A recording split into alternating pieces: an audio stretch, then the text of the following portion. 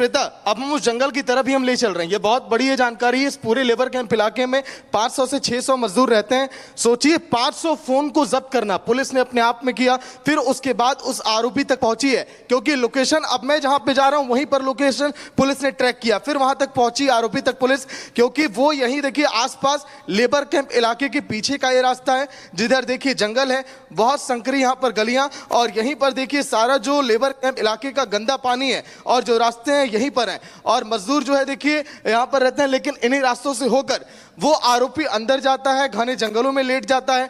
जंगल में भी 3 से 4 बार अपनी लोकेशन बदला, जिसने अपना नाम विजय दास बताया। लेकिन सबसे बड़ी बात, ये घुसपैठिया जो बांग्लादेश का था आकर हिंदुस्तान में छुपा, मोहम्मद शहजाद, इसने अपना नाम बदल लिया ताकि पता ना चले। अब सवाल ये खड़े हो रहे हैं कि आखिर मोहम्मद शहजाद जो घुसपैठिया है उसने सैफ अली खान को ही टारगेट क्यों किया? बीजेपी लगातार ये कह रही है कि हाँ, जितने भी घुसपैठिए हैं उनको हिंदुस्तान से बाहर का रास्ता दिखाया जाए। विपक्ष लगातार इसमें राजनीति करता है, तो आखिर लेकिन राजनीति क्यों? अब देखिए एक बार फिर हम लेकर चल रहे हैं। लगातार ये तस्वीरें दिखानी काफी अहम हो जाती है कि आखिर उस देखिए आरोपी ने इस एरिया को ही क्यों चुना। आसपास एक बार दिखाइए जरा, ये देखिए कितने रिहायशी इलाके भी हैं। लगभग 500 मीटर की दूरी पर बड़े बड़े आपको अपार्टमेंट आपको दिख रहे हैं, लेकिन अपार्टमेंट से कुछ ही दूरी पर ये ठाड़े जो 36 किलोमीटर दूर है सैफ अली खान के घर से, ये इलाका जहां पर इस समय मैं जंगल की तरफ जा रहा हूं। आरोपी यहां तक कैसे आया, किन किन रास्तों से होकर आया, पुलिस अब लगातार इसकी तलाश कर रही है। और घुसपैठिया एंगल से आखिर और कितने लोग हैं जो आरोपी के कनेक्शन में हैं। सबसे बड़ी बात यह है कि आरोपी के पास देखिए कोई दस्तावेज नहीं है। आरोपी बार बार अपनी पहचान छुपा रहा है। आप देखिए हम अब जंगल में घुसने लगे, जिधर आरोपी आकर छुप कर बैठा था। लगभग 50 पुलिस की टीम है। सोचिए अब 50 पुलिस की टीम इसी तरह से इन्हीं रास्तों से कल देर रात 7:30 बजे यहाँ पर होकर गुजरी। उन्हें लोकेशन ट्रैक किया, लेकिन रात में नहीं पकड़ पाई। श्वेता, रात में जब पुलिस यहाँ पर पहुंची, प्रियंका, शिखा, श्वेता, तो पुलिस नहीं पकड़ पाई। सुबह फिर 2 बजे रात में यहाँ पर पहुंची, फिर आरोपी को ट्रैक किया गया और आरोपी इन्हीं जंगलों में देखिए लेटा हुआ था, जहां पर मैं दिखा रहा हूं। आरोपी यहीं पर आया सबसे पहले। ये देखिए, ये पहली लोकेशन आरोपी की बताई गई। ये घना जंगल, यहाँ पर देखिए बड़े जहरीले सांप भी यहाँ पर होते हैं, जंगली जानवर भी यहाँ पर आते हैं, लेकिन आरोपी आराम से आकर यहाँ पर लेटा रहा। पानी की बोतलें यहाँ पर दिखाई दे रही हैं। कुछ दूरी पर यहाँ पर अलाव का सहारा लिया गया, वो भी यहाँ पर दिखा हमें। तो आरोपी बड़े इत्मीनान से, ऐसा उसे लग रहा था कि इस लेबर कैंप इलाके में वो आकर बच जाएगा। लेकिन बिल्कुल सागर, आप तस्वीरें दिखा रहे हैं और हमारी सहयोगी प्रगति भी हमारे साथ खार थाने से जुड़ी हुई है, उनके पास जाना चाहेंगे। प्रगति, कोर्ट में आज आरोपी की पेशी होनी है, कितना वक्त और है और पुलिस कितने दिन की कस्टडी मांग सकती है?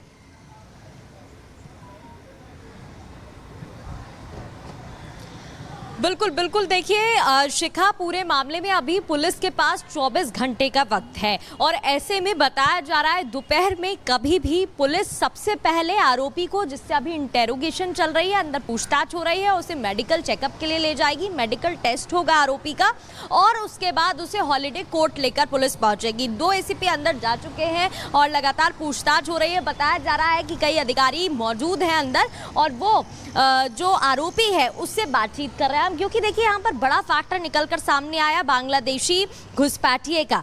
इस मुद्दे के खिलाफ लगातार केंद्र सरकार या बीजेपी के बात करें तो वो लगातार हमलावर रही है, मुद्दा उठाती रही है, कई अभियान चलाती रही है, चाहे बात आप महाराष्ट्र की करें या अलग अलग राज्यों की करें। अब ऐसे में जब से ये मुद्दा सामने आया है, क्योंकि बताया जा रहा है ना ही आरोपी के पास कोई आइडेंटिफिकेशन सर्टिफिकेट है, ना कोई ID कार्ड है जिससे ये पता चल सके कि वो भारत का ही है। फिर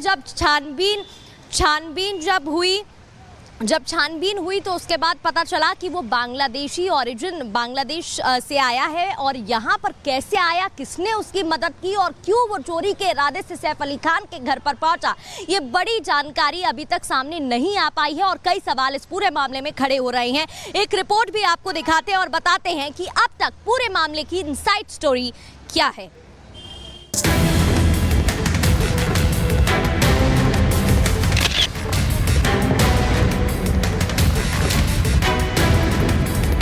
4 दिन की माथापच्ची, मुंबई और मुंबई से बाहर छानबीन, 55 से ज्यादा लोगों से पूछताछ, हजारों सीसीटीवी खंगालने से लेकर कई संदिग्धों को हिरासत में लेने के 4 दिन बाद आखिरकार पूरे 75 घंटे बाद सैफ पर हमला करने वाले खंजरबाज को गिरफ्तार कर लिया गया।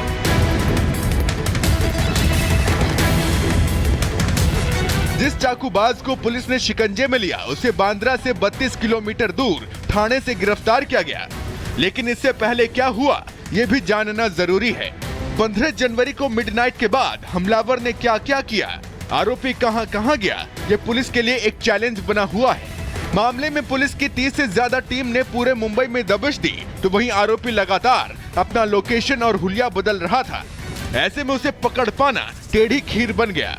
गिरफ्त में आया मोहम्मद शरीफुल इस्लाम शहजाद 15 जनवरी की रात करीब 1:45 बजे सीढ़ियों के रास्ते बांद्रा स्थित सैफ के घर में दाखिल होता है। सीसीटीवी में वो लाल रंग के गमछे से अपना मुंह ढके, काले रंग के पैंट शर्ट और पीठ पर भारी भरकम बैग और नंगे पांव नजर आता है।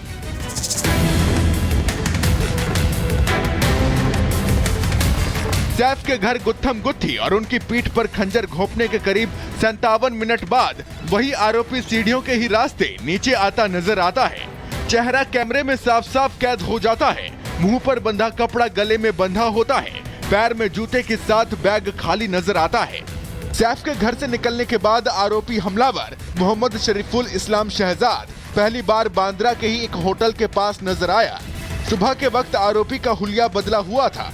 वो नीले रंग की half shirt, black pant, black जूते और पीठ पर बैग के साथ सड़क पर टहलता हुआ कैमरे में कैद हुआ।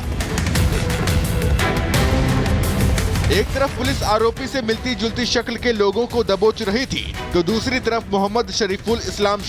और आइए आपको बताते हैं इस मामले में एक्शन कैसे हो रहा है। इस मामले में अभी तक ये बताया जा रहा है कि जो 50 पुलिसकर्मी हैं वो ठाणे के जंगलों में गए थे।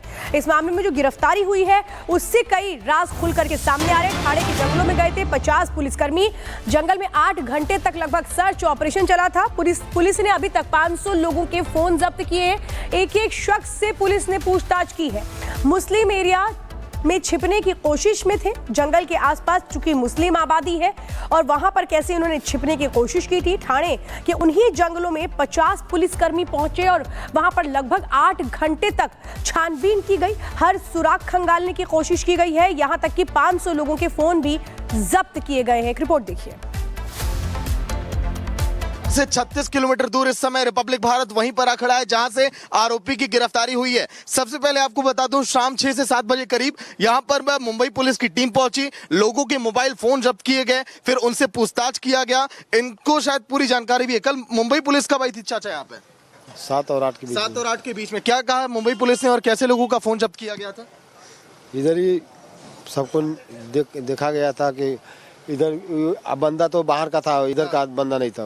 बंदा बाहर का था। अच्छा, आप लोग को पता था क्या कि बंदा यहाँ पर आकर छुपा है? कुछ जानकारी? हम नहीं कुछ नहीं पता। आपका भी फोन जब्त किया गया था? मैं तो सिक्योरिटी हूँ। सिक्योरिटी है। हाँ, लोगों का फोन जब्त कर लिया गया था पुलिस ने। और फिर कब दी फोन वापस पुलिस ने? तुरंत दे दिया। तुरंत दे दिया। तो देखिए, पहले मुंबई पुलिस ने यहाँ पर पहुंची